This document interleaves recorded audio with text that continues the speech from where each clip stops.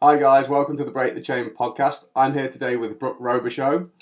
Brooke is the co-founder of Seek Purpose in Recovery. She's an author, a mother, a recovering addict, and she's also dealing with some pretty heavy grief at the moment.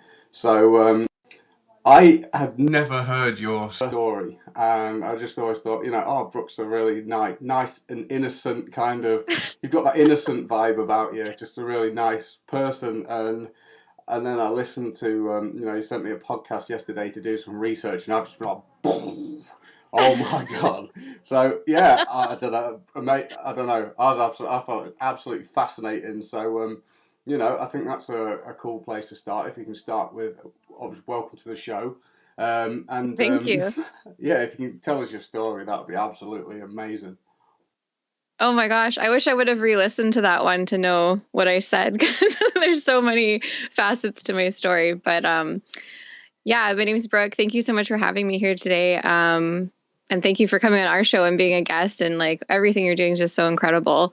And I'm really fortunate we got to connect in the way that we did. It's so cool how social media works. I don't know how that happened.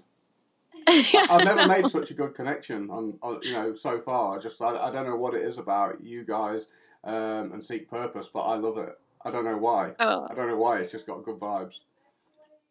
oh, that's so cool. Thank you. Yeah, so I kind of grew up really poor. There's a lot of addiction in my family. My grandmother was a heroin addict.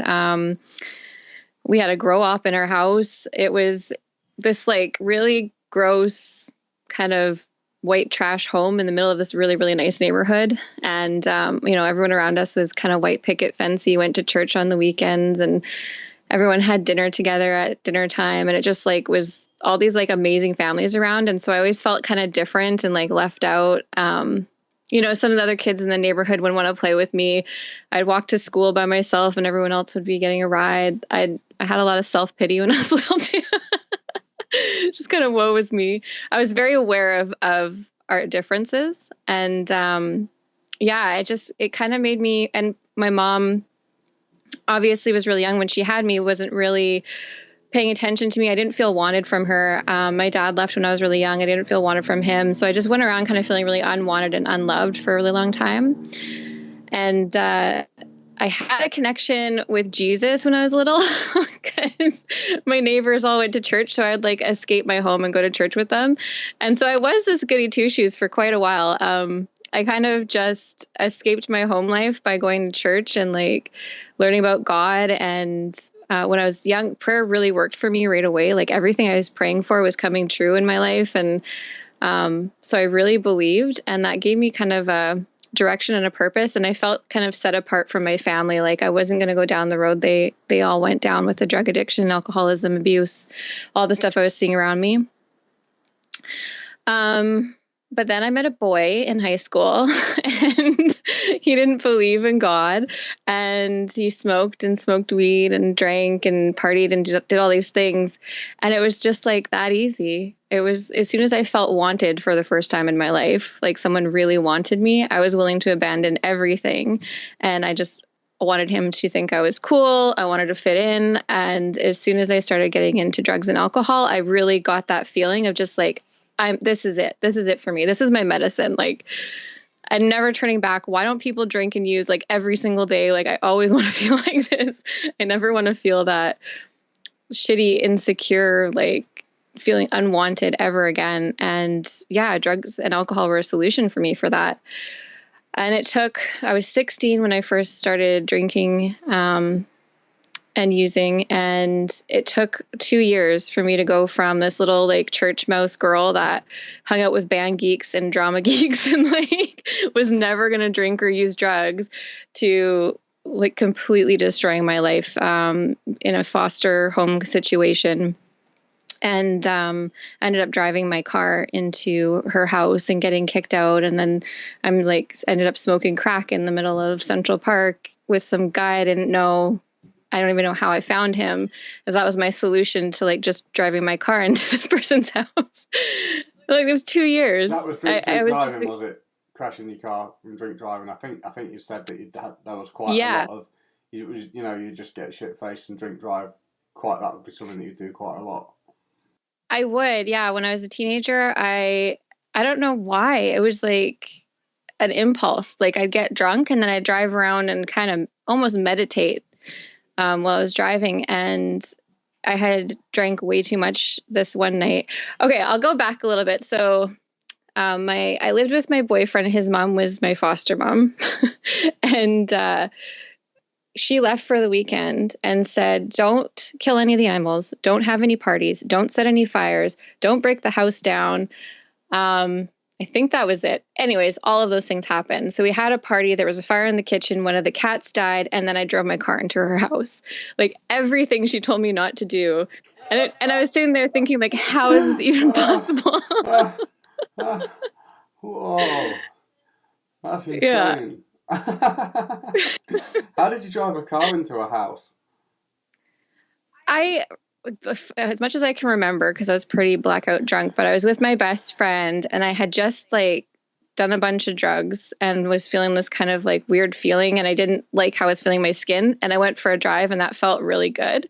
Like I just felt normal while I was driving. So I went back home to the party, drank a little bit more, and convinced my friend to come into the car with me because I was like, no, you don't understand. Like, it feels so good to go for a drive right now. And then instead of going in reverse, I went straight into the house. And my friend like hit her head on the windshield and cracked my windshield. My boyfriend was sleeping in his bedroom. I went right into his window. He came out like bloody with glass all over him. Like, what the fuck are you doing? I bet they I can laugh about it now, did. but They it was agree really with you that terrible. it felt great to go for a drive, or did they just, what was the No, what was the no one conclusion? understood. I don't even understand now. Oh man, But it yeah. was like, I don't know. It was like it's just a really weird impulse. No I'm one drink drives until they're drunk. That's Yes, one of that's the so things. true. That's one of the things I learned. It's like you just can't. When I used to go out and drink in town, it's like just don't take your car because you plan to get a taxi, and then by the time you're drunk, you're an idiot.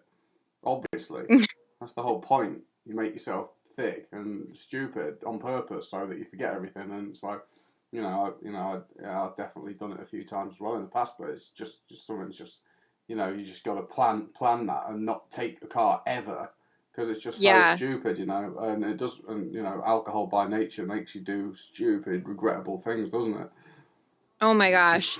I did learn my lesson from that though, and I don't think I drank and drove again.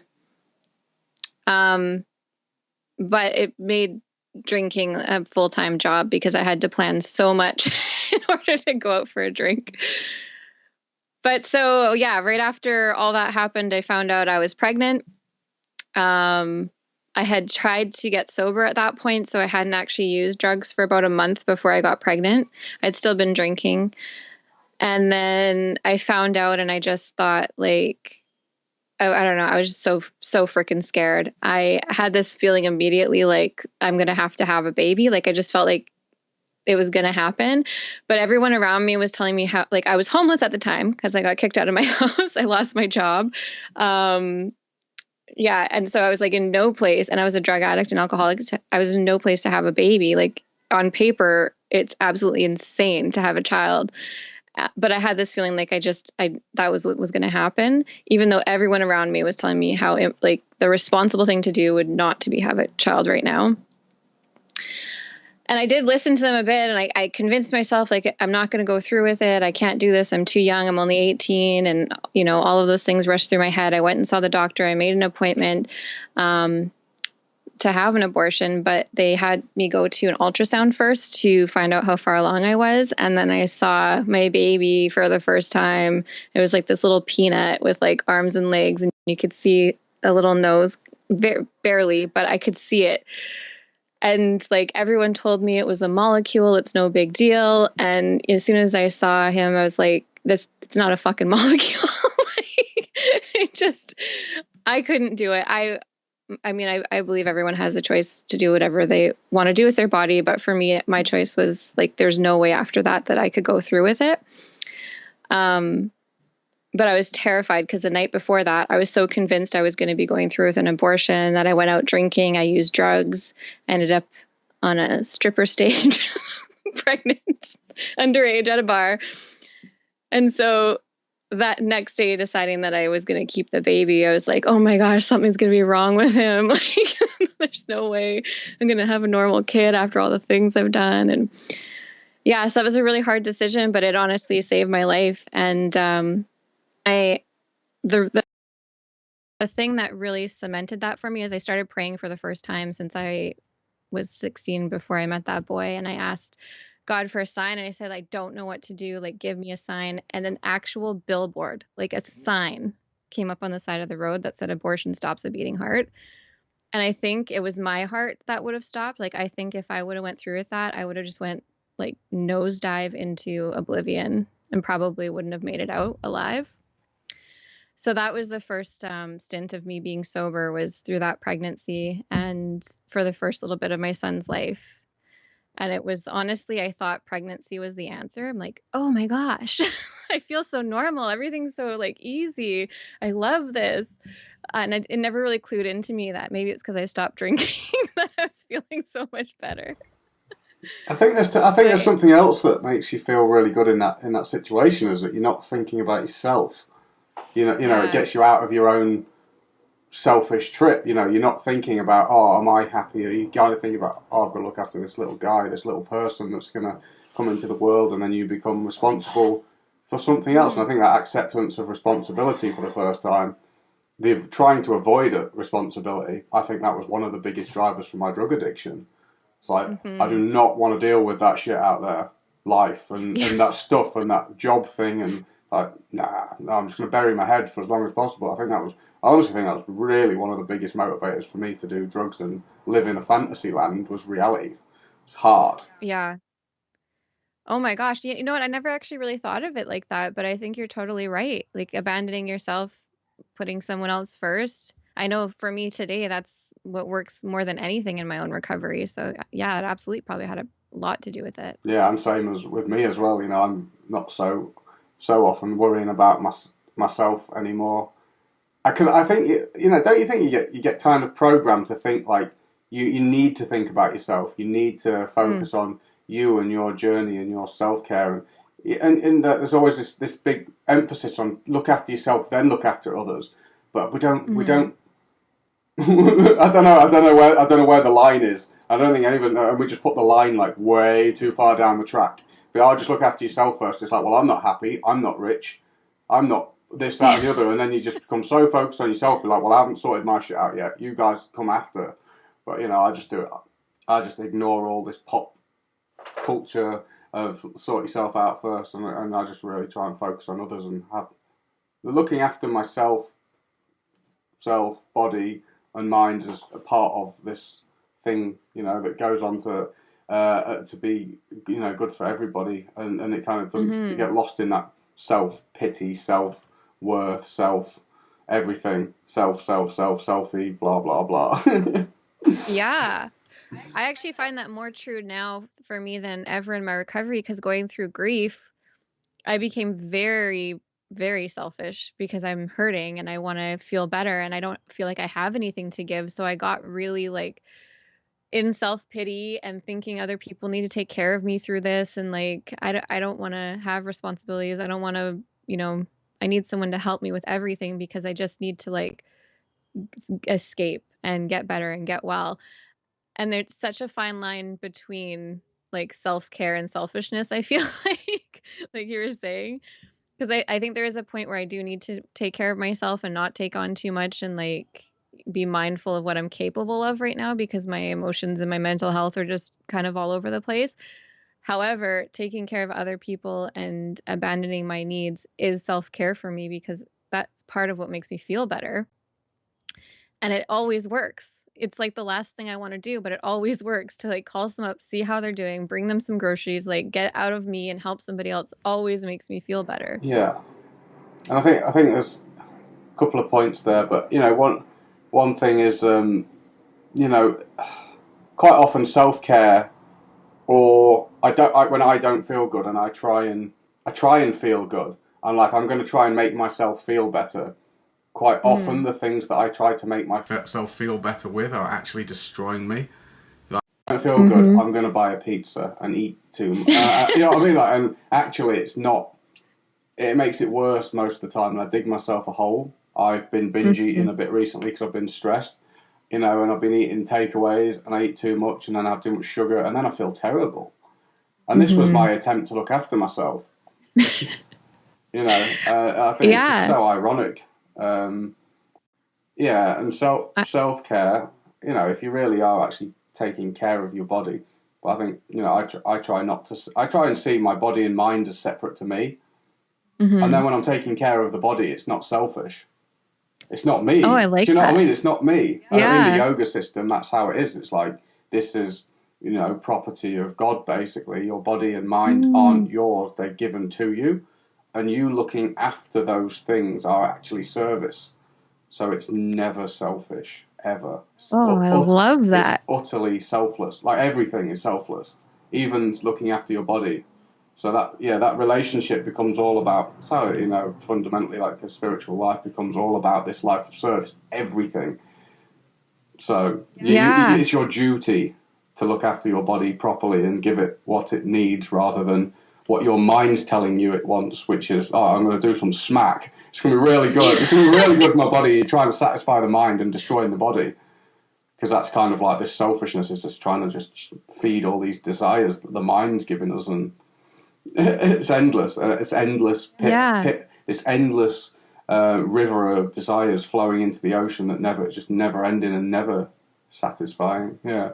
Sorry, I went off on a big tangent. No, that's amazing. That reminds me of when I first got sober. I remember it feeling like I was fighting my own body and my own brain to do things that were good for my body and mind rather than what it wanted to do.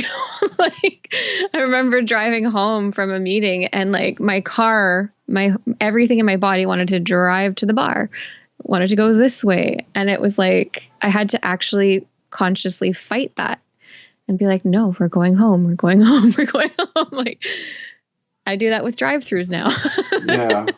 There's all these things. I mean, we spoke about a few things, haven't we? We spoke about, obviously with grief and depression and these emotions and feelings of sadness, feelings of self-pity, maybe feelings of anger, of powerlessness, of desires running through our body, of wanting to use, and this feeling in your stomach, and your stomach's twisting, and being able to see yourself as separate to the body and the mind, and then being able to step back and just be like, I'm not ignoring it. You know what I mean? Like, because just ignoring it, that's bad. I'm not suppressing it, but I'm just, being able to see it passing by, these feelings and emotions passing by, and then being like, I'm just going to have to tolerate this, learn to tolerate it. But when you get your head out of the cloud a bit and be like, it's a little bit less intense, isn't it? As you. Yeah. Absolutely. Yeah. And I think that's why it feels like self-care to eat a pizza and watch Netflix for 3 days. It's because it's like, I just don't want to fight myself anymore. I just want to like give in to whatever the hell I want to do and not have to like be in that fight with myself because I'm in grief, which is causing a lot of like depression and all these other things that are going on right now. And so I'm like, fuck it. I don't want to fight with myself right now. Go ahead. You win. Like, let's eat pizza. I mean, it's unrealistic to just like bag off everything and be like, right, I'm just not doing any of that stuff anymore and going all hardcore.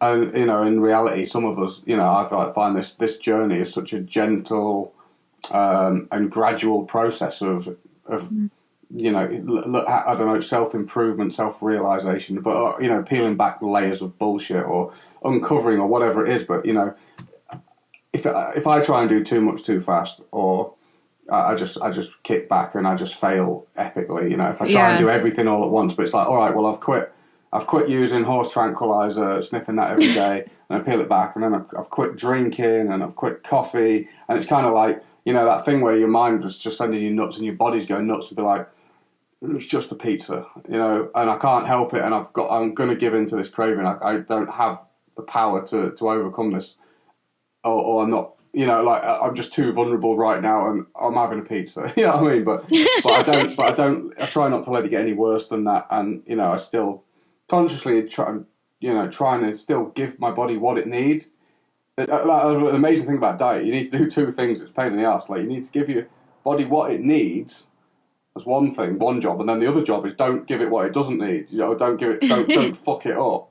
And sometimes I'm trying a bit better to give it the nutrients it needs, but sometimes I do really bad with not giving it the shit stuff like the junk food and stuff. But it's funny when you get into recovery, you get so focused on looking after yourself, don't you? Like you go from being someone who's like sniffing bags of random white powder off the floor and drinking petrol or whatever shit you've been doing as a complete nutcase drug addict, to being like, nah, I'm not having that pizza. That sauce is a bit too sugary.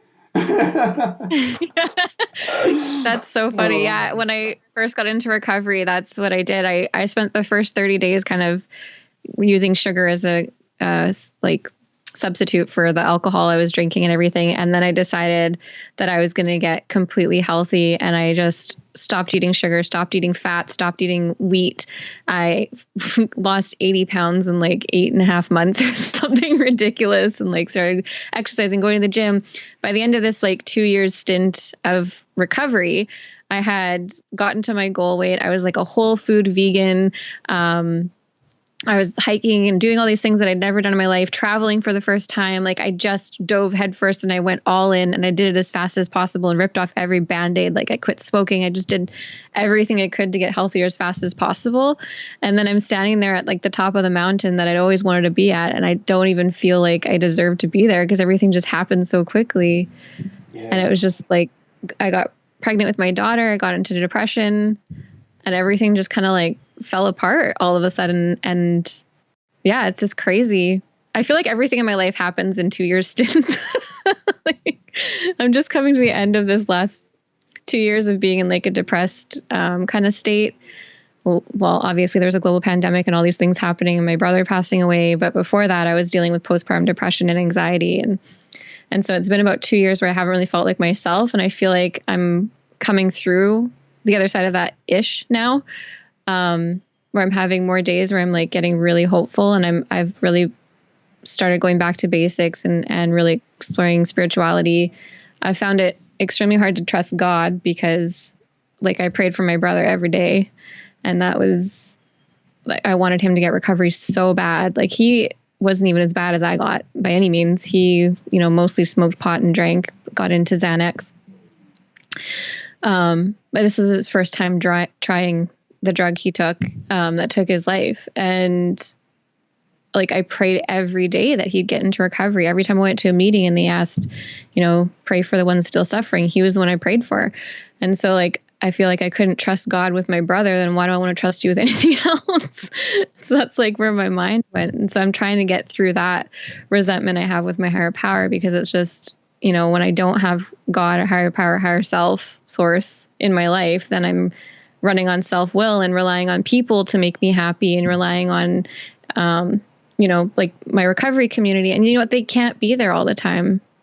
There's been a few times where they weren't there. And then I'm sitting there with those feelings of like being alone and unwanted and unworthy again, instead of like being full of this like abundant love that comes from what I call God, but whatever you call it. You have, I know with your audience, I'm a little bit reserved and conservative when discussing, the ideas of God and things like that. But it's, it's the foundation of my life, and I came across my beliefs in a higher power, 7-8 years ago through really weird things happening in my life, and just things that were just undeniably, well, I had to hold my hands up and be like, all right, I don't know what's going on, and this is weird. And I've been into those details before in the past, but it was super strange and undeniably beyond coincidence, where multiple people were involved and we're all kind of just like, this is weird. and then I found, stumbling across back to yoga, and then hearing about this process and having loads of these, truths clicking into place and giving answers to things where it's just like, that's true. It's like, oh my God, this is making sense of the world around me and allowing me to make decisions based on a solid platform rather than just guessing in this horrible world of, individualism and relativity, which everybody's living in this like, this is my truth, that's your truth. And everyone's making up their own moral code, if you like, And and like, back to yoga, or it's not religion, because, and it's not sectarian, because sectarianism is kind of like, oh, we're Christian, we're Muslim, we're Buddhist, we're Jewish, and you've got all these labels for things. But with back to yoga, it deals with the eternal nature of the soul. What is eternal? What's permanent? And it's more like this is, or just dealing with the truth as it is, rather than joining a club. It's without the clubs, because it's like, if you can be a Christian and you can change to being a Muslim, that's not eternal. That's temporary. And the difference between the thing that makes something spiritual is that there's two different types of energy that we're dealing with. One's material and one's spiritual. And the nature of material is that it's always changing all the time, and it's temporary. But we are a spiritual being in a material body, so we're observing this changing. We're a constant, and we're always observing this thing that's changing around us. So but because we're eternal, we're looking for eternal love, and we're trying to take shelter in temporary things. And then it's just like, every time we do that, it moves and fades away. Yeah. And and it's just like frustration after frustration, after disappointment, depression, frustration that we can't control things, anger, and because everything's just moving. That's why in the 12 steps, the serenity prayers, accepting that you can't control things, and the wisdom to know what you can and can't control, and the fact that change itself is a constant. These are things that are like, the whole 12-step program's built upon these things, where it's actually like a very spiritual program, the 12 steps, isn't it? And yeah, it is. This fun, and I'm going like, I don't know, you can't cram all these things into 5 minutes, but moving on to the topic of God, and there's the understanding that God is all completely only love and nothing else, and that each individual is subject to the laws of karma, which is like, as Jesus said, as you sow, so shall you reap. Goes around, comes around. Every action has an equal and opposing reaction. It's in science as well. This law of karma is scientifically proven. Every action has an equal and opposing reaction, and if you have, a certain amount, if your karma is a certain way, there's nothing that we can do about it, and other people are blaming God for it, but if we've been born, we will die. and I think one of the nice things about the whole yoga and the whole, and even Christianity, if you're doing it properly and you're really taking it seriously, death is not a problem, because I can't remember. There's a really nice quote from Jesus actually about, you can't love the world and God at the same time. Basically, if you love the world, you don't love God. And if being attached to the material, it's like, there's a heavy stuff to talk about. But like, anyone who's passed away hasn't died. They can't die. They're eternal. They've just left their body, and it's actually that attachment to material that's actually causing us to all suffer. So it's like, when people are getting angry at God, it's kind of like, it's not actually God that has anything to do with this world. It's all just under the laws of material nature, under the laws of karma and time, and there's nothing, it's running its course. Yeah. I don't know. That's a lot. It's a deep subject, but I think no, I don't want to go there. I'm not going there. Okay. I'm not going there. But this idea is like, without the understanding of karma, and that you've had past lives, and things have to be a certain way, if you've got to pay your debts fundamentally, good and bad. Yeah. Yeah, I've definitely been exploring other kind of spiritual beliefs and stuff lately. I was very religious, I guess, when I was young, and then coming into recovery, I kind of went like a spiritual route, and really got into Buddhism and lots of different things, and crystals, and I was like looking into tarot cards and all these other things, and then I fell back into the church and started going there, and I found God in all of these places. And I found when I went to church and listened to worship music and stood with a bunch of people in prayer and love, there's so much spirituality in that. I don't agree with some of the politics. I don't go formally to church, but I do find a lot of connection there. I feel a spirituality there that I enjoy. So I will definitely go. But yeah, it's something I heard recently that really gave me some peace with my brother passing, was that we choose our lives. Like, we know before we even get to this earth what's going to happen.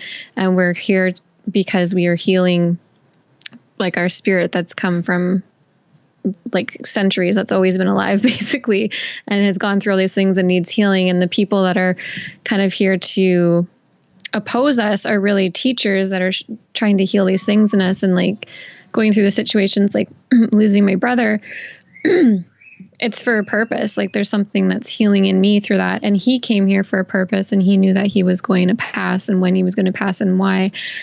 And that kind of like just that thought and playing with that and thinking about it and meditating on it. And like, I don't know if it's true, but it did give me some peace.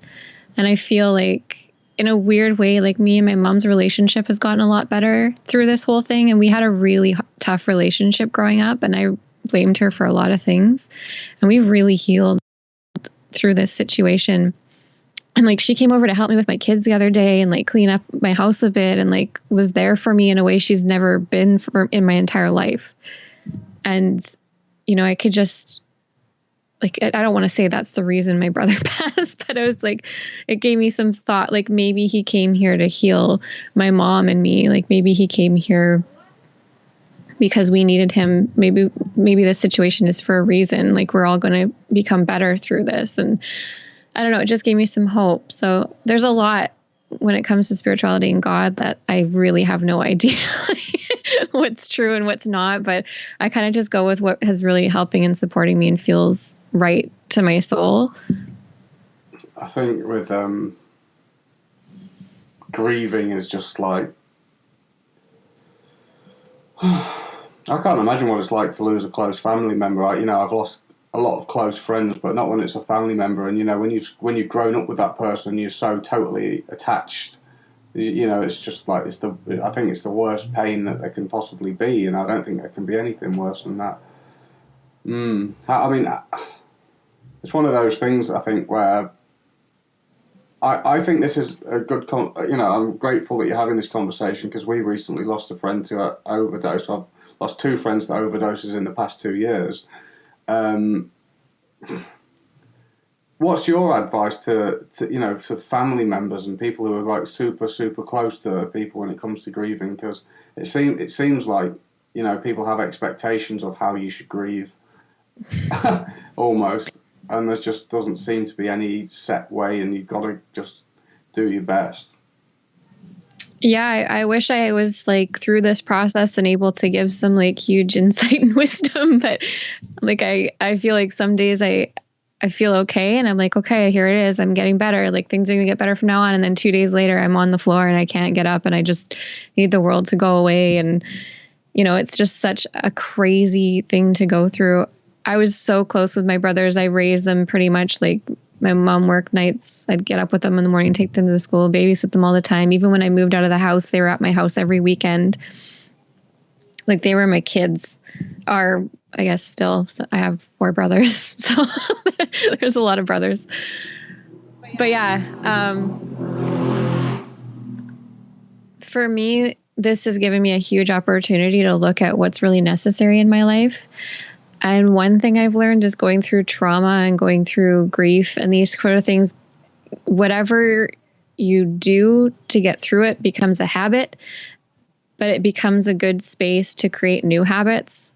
So if there's something in your life, like as soon as my brother passed, I just had like this clarity of like, this is what I want my life to look like. I don't want to waste any more time. Like, this could all be over tomorrow. And so I really rode on that for a while, and I started creating new habits for myself through this grief and everything, and really was intentionally picking healthy coping mechanisms to get through this, because I've been through trauma before where it's taken me down the other road, and I really don't want to relapse. I didn't want to go backwards. So Yeah, I think I'm really lucky though that I had 4 years of recovery and I had practice at doing these things before my brother passed away, so that it was more already ingrained in me to like pick up the phone and call for help and get outside and move and talk to friends and, you know, stay in groups, go to meetings, go to grief counseling. Like I picked up every tool I could find to just heal right away. I recently started going on medication because the depression got really bad, and that was something I fought for a really long time. And I think my advice for that would be, if you need it, like take it. It has helped me a little bit. It's not the answer to everything though. Like I still feel grief deeply, but it has kind of made it easier to get out of bed and just do the things I need to do during the day to take care of myself. And like I said, I've gotten really selfish through this whole process. Like some of it's good and some of it's bad. There's like, I'm taking care of my body and my health and my mental health and my mental well-being. And I know that's good for me. Like I really need to do those things. And I love how you put that those are not me. Those are outside of me. They're my material, right? So taking care of myself is really important. But it does slip into self-pity so quickly that I think being really mindful of that's important. And when you're sitting in self-pity, to reach out and call somebody and talk it out and get a real perspective, because my mind will tell me that I am absolutely worthless. Nobody gives a shit. Like I'm totally alone. Nobody understands. And I can stay there if I don't get that out and talk to a human that's not me about it, who's not in my skin and not in my head and can remind me that these thoughts aren't true. And then also being of service. So I work with people in recovery. I've let go of a lot of my responsibilities in terms of doing service work. And I just kind of make it like, as I'm available, I'll be there and I'll help and I'll show up to serve, but I don't put pressure on myself to do those things anymore. I really just try to relieve pressure off of my back and show up as best as I can every day. And so far that's getting me through, but I'm still like, it's going to be 6 months on the 19th of this month of February that, since my brother passed. So I'm still really early in this process. I think when we first spoke, it was like 2 weeks had passed. Yeah, I know. I thought that I went from talking to you and how composed you was that it must have been like years. And then you said it was like 2. I was like, oh my gosh. Because we wanted to do the interview and I was like, I think it's too soon. Yeah. I was a bit like, I was like, oh my gosh, I thought it was, you know. I think I had a fire under my ass at first where I was just like, fuck this. I'm going to help everybody. Like I need to scream from the rooftops, like, so no one has to ever feel this pain again. Because it was so devastating and unbelievable. And, you know, so many people had passed away in my field of vision, like in my recovery community, friends I'd had pass away from overdoses, like, but I never thought it would be my brother. And I always worried about getting that call, but I also never thought I was going to actually be him. Like it was unbelievable to me when it actually did happen. And yeah, I just wanted to fight against it. I wanted to do everything I could to help everybody. But it was also just happened and I was in shock still. And I hadn't even begun to feel the actual grief from it at that point when we first talked. Like, I think things got worse almost around the 2-3 month mark than they were in the beginning, because it started getting really real. Like, we had Thanksgiving and Christmas and stuff pop up, and these days where I'd normally see him and he wasn't there, like those things got really, really, really hard. Special occasions just look like the hardest thing. I mean, what do you do around special occasions? Do you just kind of cope, or do your best, or have you got anything that you do on special occasions that makes it easier? His birthday was actually on the 29th of January. That was a really, really hard day. I woke up in the morning really upset, and then I made plans to get out of my house. I went for dinner with my mom, and like it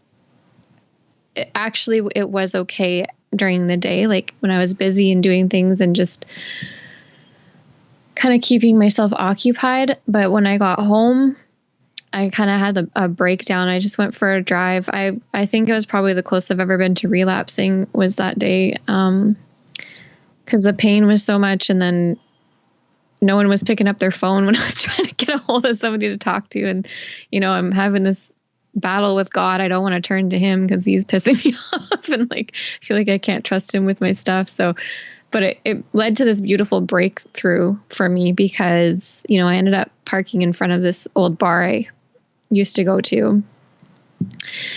And I started thinking about all the times and all the fun we had there and everything. It was closed because of COVID, of course, but I started fantasizing about drinking and everything again. Liquor store was right there. And it was just like, that would be like, no one would want anything from me if I just drink. I don't have to work. I don't, like, everything goes away and I start fresh. Like, that thought was so big in my mind at that time. And it scared me enough that I finally was like, okay, God, you need to take over again. Like, I can't be running the show right now. I'm not good at it. Like, this is where I always end up, is I'm going to do something that it's not good for me to try and take care of myself. Right.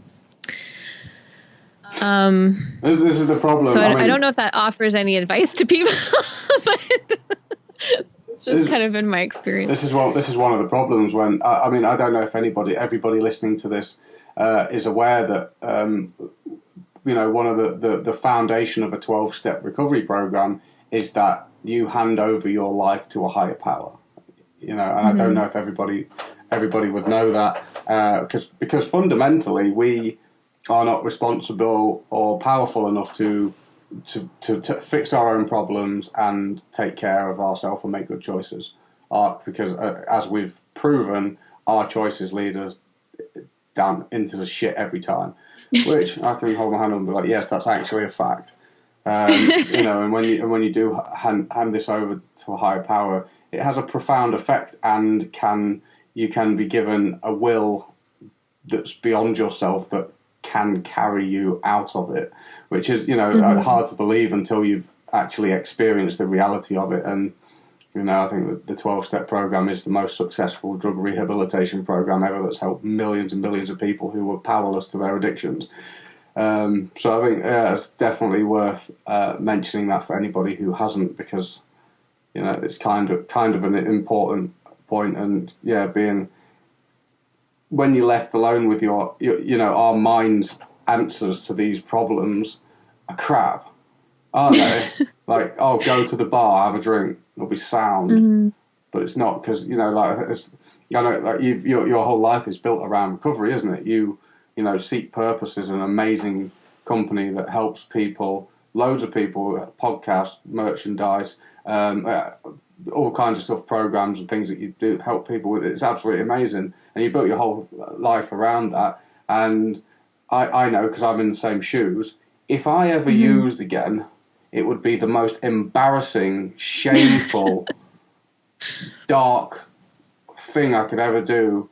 I would lose everything. I would lose, just like, it would just be like down the pan, my life. Every bit of meaning to my life, I would feel, was just been pissed away. And that is the reality of it, isn't it? Because I'm sure I know this is true. What you do carries you through life. You're, helping people. I can only imagine how much that's been helpful with your addiction and your grief and everything. Because isn't the recovery community amazing, and the people that you're surrounded by? Yeah, it's like so inspiring, and that's definitely been something that's helped me get through grief, everything in the last few years, the postpartum depression and everything that I've been going through, is like hearing these stories of people that are ahead of where I was or am, and are getting through it, and not only surviving but thriving, and then turning around and helping somebody else get through it, and like finding purpose and meaning and fulfillment in that.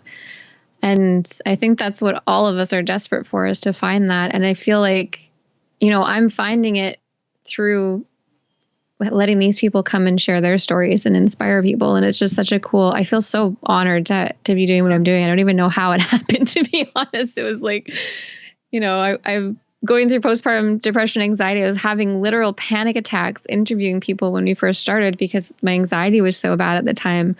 And so like the fact that any of this even happened is a miracle.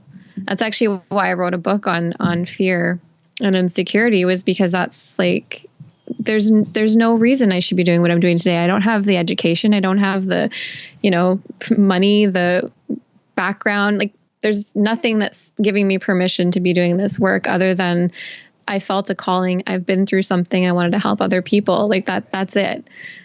And I'd never written a book before. And I was sitting there being like, who the fuck am I to write a book? And then like, and who I am is someone who's been through some stuff. And I want someone to look at that and be me when I was 20, sitting there thinking my life is over. There's nothing I can do. Like I've fucked everything up. I'm a shitty human being that is not going to amount to anything. My family is completely cursed and I'm just going to be like them. And that's how it is. Like, I don't have any control to get out of this. There's nothing that's going to save me, to having like endless possibilities open up for me, where I feel honestly today, even when things are the hardest, I'm never hopeless anymore. Like I always feel that hope that tomorrow is going to be better. And if it's not tomorrow, it's going to be the day after. And like one day I'm going to feel good again. I'm just, in the meantime, I put one foot in front of the other. I show up to the things I'm committed to. And that has really helped me get through.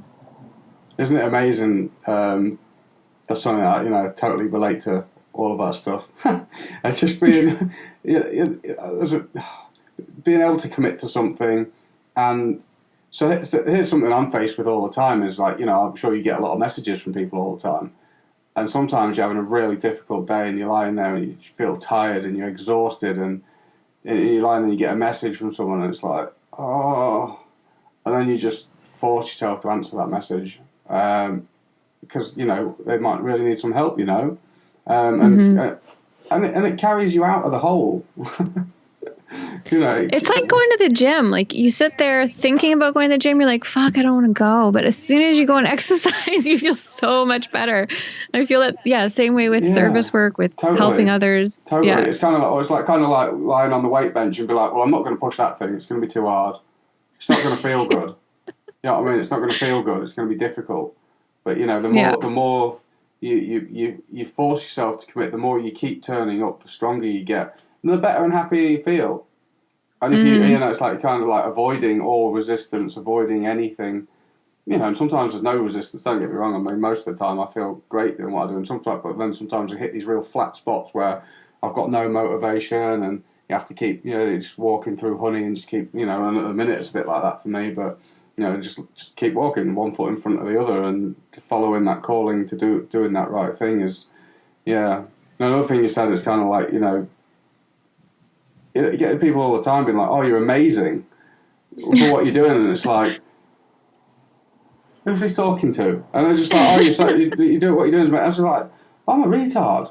I'm an idiot. And I am. I'm a complete idiot. But, I think it's that getting that calling and doing that right thing does seem to have that kind of profound effect that is kind of, wonderful. And especially when you anyone can do it. Anyone can do that thing when someone's looking at you saying, oh, what you're doing is amazing, you're really amazing. And it's kind of like, I don't know, you can do that. Whatever it is that I'm doing, and anyone's capable of doing when you take the worst things about you and then try and help people not suffer in the way that you've had to suffer. And I think that's equally as amazing every time anyone ever does it, ever. Yes. I feel like that's been a huge shift too on social media and during the pandemic and stuff. A lot more people are showing up and kind of just tearing off the masks and everything and just getting more real and being honest about what they're going through and helping others. Because I think there's just such a desperate need for that through this whole like isolation. And I feel for me personally, I stopped worrying so much about what other people think because I wasn't seeing anybody else. So helps, doesn't it? Yeah. It did. And I just started getting to be more myself online, and I didn't really care as much. And all of the kind of mundane shit we used to worry about, I mean, for me specifically, because of everything I've gone through, it just doesn't seem to bug me anymore. Like I don't get so hung up on the shitty little things that used to happen. I don't I hope that sticks. I hope that's not just like a weird pink cloud sort of thing that happens after a really hard time. I hope I keep that, where I don't take things for granted. And I'm not holding my breath. I don't have a lot. I don't have much hope for the world. I just try and do my best to put light into the world and do the right thing. And I kind of let the world do what the world seems to want to do, because I don't know. It's not been especially impressive so far. Yeah. I don't know. If you don't watch the news, it kind of looks better. I know. I unplugged the aerial when I was 16, and I don't know what's going on the news, but I know what the nature of the world is, and I know what the nature of people is. Unfortunately, is not necessarily people, but selfishness is kind of like tarnishing most people's hearts. And even when people aren't, I don't know. It was just when the whole toilet roll thing happened, people's true colours really started to come out. Then, didn't it? It's like I was just like, I'm actually a little bit worried right now, because I don't know. People would probably eat me if it came down to it, and I don't know. I'm not really up for that, so I'll probably just get eaten. It didn't come to that, so I'm quite pleased that we didn't have to go full apocalypse. But I don't know. Everything seems to be all right and coming round a little bit now, but out of our control, isn't it? It's not worth worrying about. One thing I want to, before I end up getting too pessimistic over here, one thing that's totally inspiring is that decision for an addict where you say, I'm never doing that again. Because in that, for so many years I used to think about saying I quit, and you just get the worst anxiety and just be like, oh my God, just like, no, let's not think about that. That's well stressful. How did you, and why did you, and when did you make that decision to say, I'm never ever going to do that again? Because it's an impressive decision for anyone to make. Every time I had a hangover. That doesn't count. That doesn't count. But I would say it all the time, and I would mean it, and I would mean it, and I would go 3 weeks without drinking, without using. Life would get a little bit better, and then I'd forget how bad it was, and then I would go back into it. And for me, the very end, I think, like, hopefully the end, I'll never drink or use again. But at that point, I was ready to die, because I just felt like I'd fucked up too much. I've hurt too many people. I was living so many lies and so many secrets going on. I won't get into it because there's other people involved, and I don't want to out them. But I was having an affair, and in a really awful way, and it hurt a lot of people. And I didn't want to be doing it. I really didn't. I would go out drinking, and I would say to myself, I'm not getting drunk tonight. I'm not going to use drugs tonight. And I'm not going to sleep with this guy. And I would end up doing all of those things against my will. Like, at the time, it was after I had my second son. Again, went from being sober for a year. 2 years later, I'm doing drugs I hadn't done since I was a teenager. And, just completely screwing up my life. And I had this little happy home now that I was building, and I had this great job that I was really excited to go to, working with kids. And I also had my own business, and I was doing wedding videography. And I just had this feeling like if anybody knew what I was doing behind closed doors, no one would hire me. No one would want me around their husbands. No one would, I would be out of this house. I wouldn't be in a relationship. I just felt like everything was going to fall apart. I felt like I had murdered somebody. Like, there was nothing I could do to take back the things I had done. And so I just wanted to die. I'm like, I can't live like this anymore. I can't tell anybody the truth.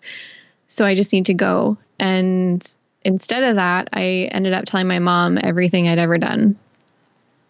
And then she told me a story about her friend who went through a 12-step program and got help.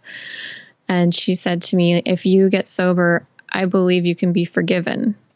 And that desire to be forgiven was so strong for me. Like, it was like, get that or die. Those are my options. So I stayed sober on my own for a week, and then the urge to drink and stuff was coming back. So I decided to go to a 12-step program and start getting help. And that's where long-term sobriety started for me. Before then, I could stay sober for, I think I went 3 months on my own. I went a year when I was pregnant. Like, I could stay sober, but I could stay stopped, but I couldn't stay sober.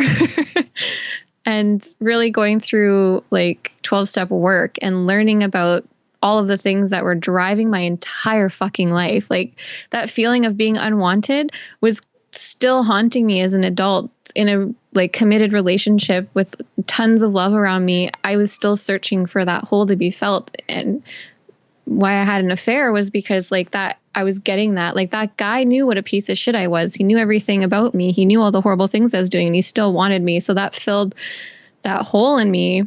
And I just wanted it all the time. It was the only place I felt okay.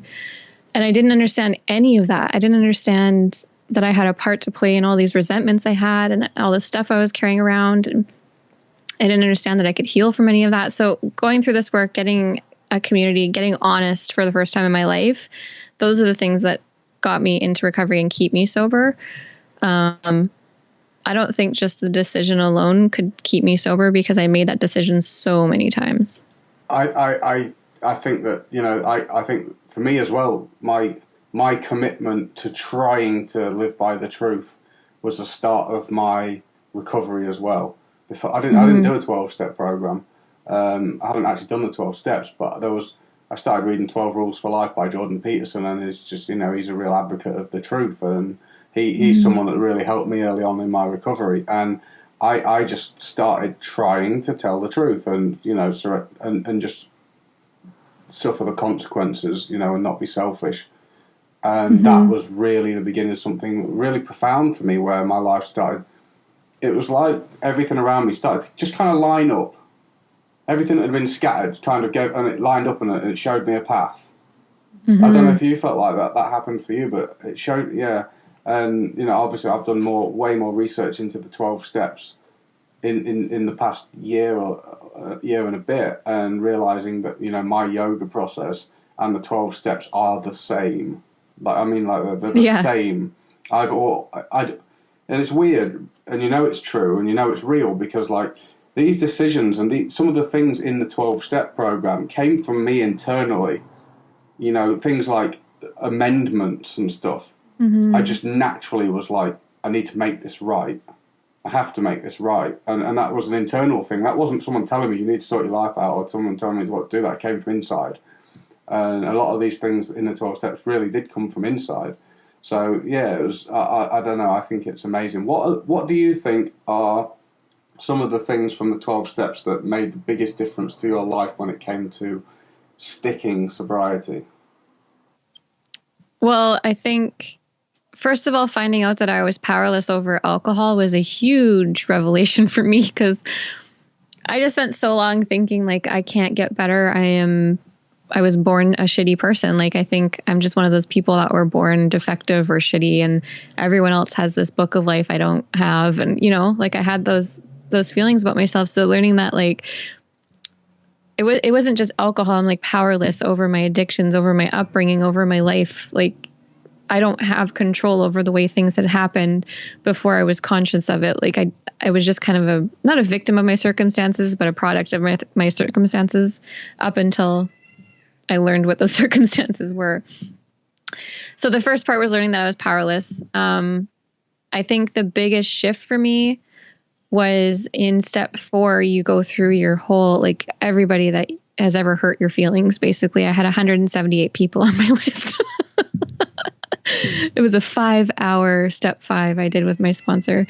But then seeing the patterns and all of that, where it's like your mom and dad made you feel like this when you were little, and these things happened to you when you were young. And that pattern is playing over in this relationship, and this relationship, and this relationship.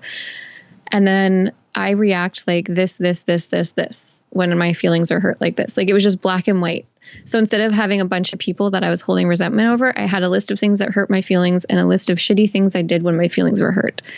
And that gave me a little bit of control over that. Like, I didn't have to continue the pattern anymore because it gave me distance from it. I could see it for what it was now. So when my feelings got hurt, I didn't have to act like that anymore. Now I could pick up a different tool. I could turn to God. I could call somebody. I could go for a walk. I could meditate. Like, I had options now. I didn't have to keep repeating those patterns.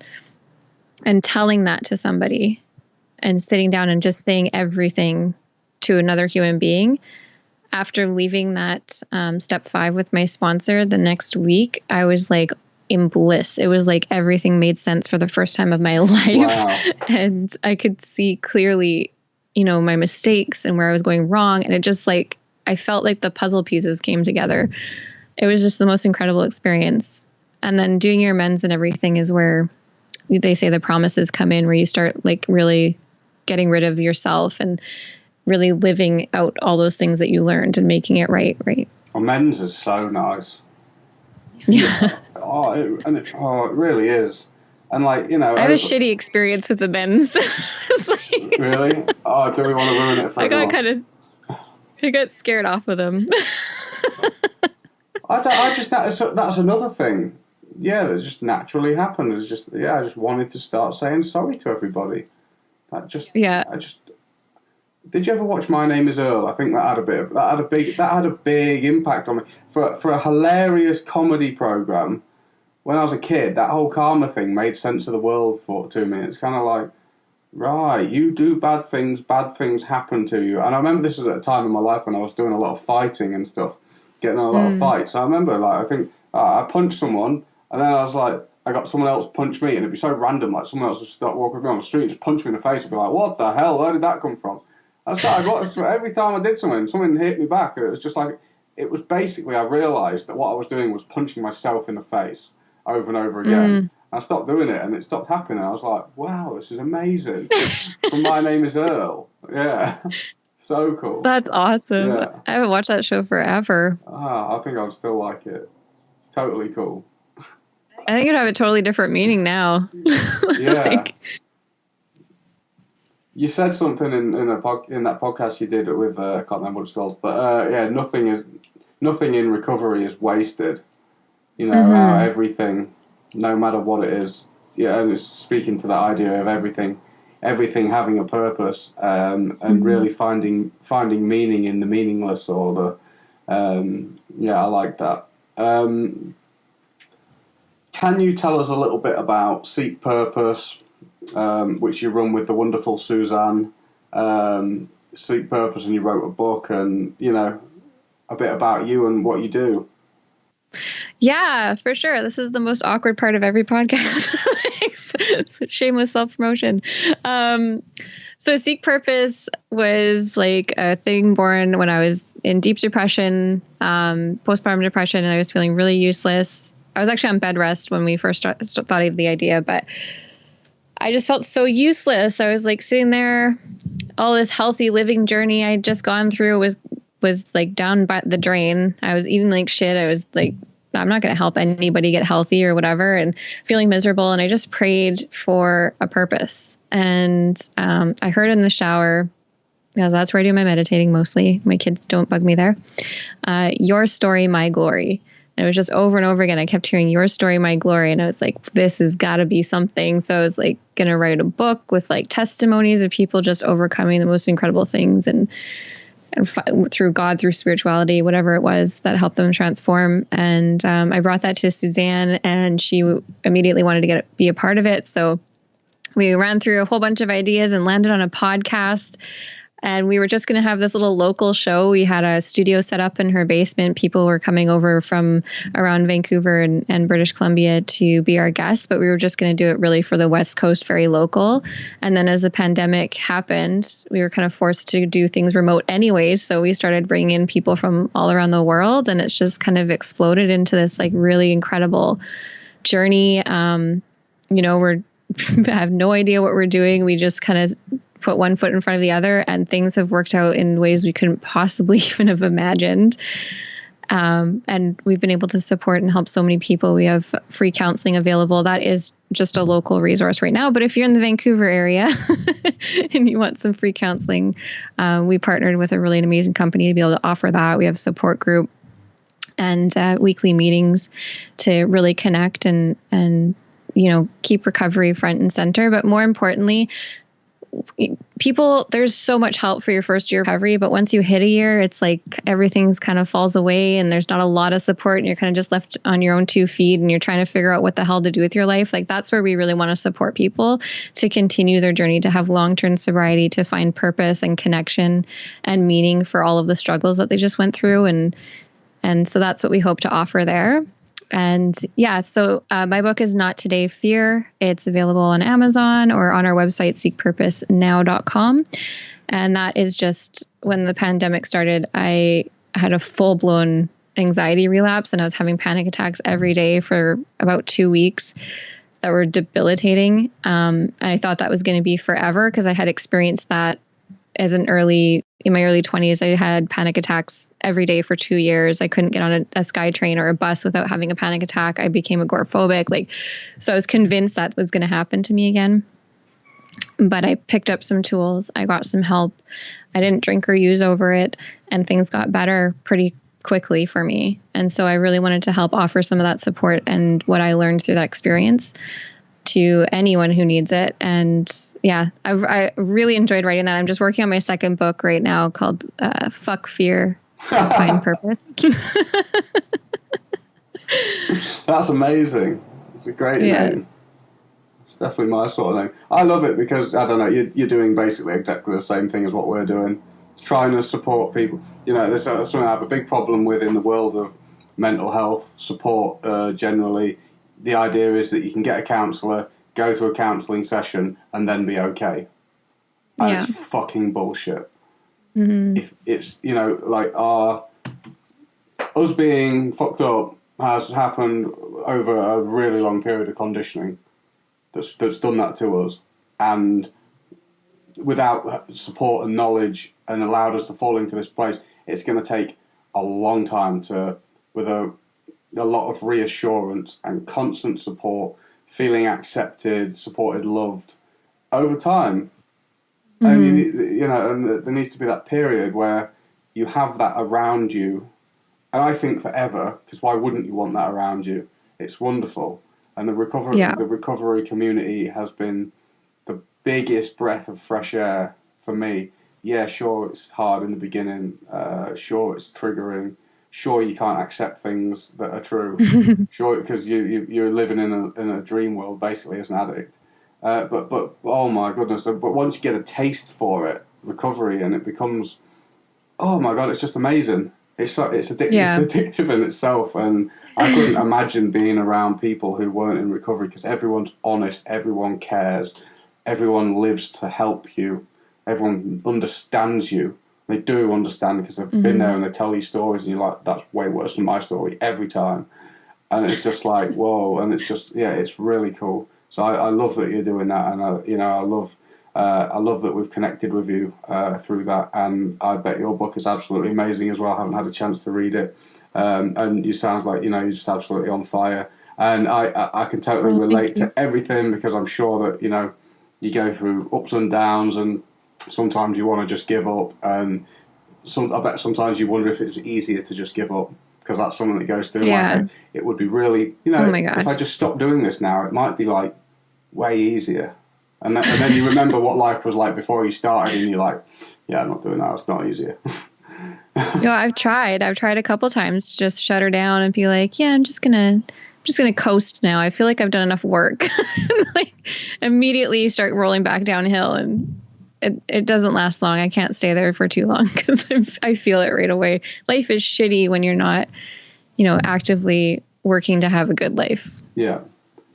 It's what makes it good, and certainly these containers that we have are building are, what we live in. We live in this container that supports us. And I know in my yoga, in the world of yoga, I'm sure you in the church, but these containers are what holds us upright. And if you step out of the container, it's a scary world. Yeah, I think I felt that when the pandemic happened, because like my meetings were shut down. I loved doing the same thing every week, and like it was keeping me sober. So I was like, I don't want anything to change. And then everything changed, and I felt that like out of my container, like just floating, feeling it was not fun. I had to really claw my way into like getting connected again. Yeah. It's nice having that routine, and it's hard when it gets when life shakes things up again. But that's the nature of the world: material, temporary, changing all the time. So yeah, it's hard for addicts because we tend to like to grasp onto things, don't we, and be familiar. But practice makes perfect. And I mean, ultimately, we get stronger going through that kind of stuff. Like you realize how resilient you are and develop new tools. So if ever a pandemic happens again, or the equivalent, it does seem to get easier with time. It does seem to get easier with practice. And as you say, it is like a muscle, isn't it? And going to the gym and commitment and not giving up and all these things that I've never been good at in my life. Never been good at any of those things. Always been, in fact, famously bad at not committing and running away from problems. And so, I don't know. As you have said, it is a miracle, to be consistent and sober and all these things. So it's so super cool. Thank you so much for coming on the podcast today. I've been, as I say, I've not had much sleep and I'm really, really tired. And my eyes have been a bit like watering. I've been a bit like, oh shit. But we've made it to the end. I'm a bit worried that I've rambled a lot and just been giving it loads of that.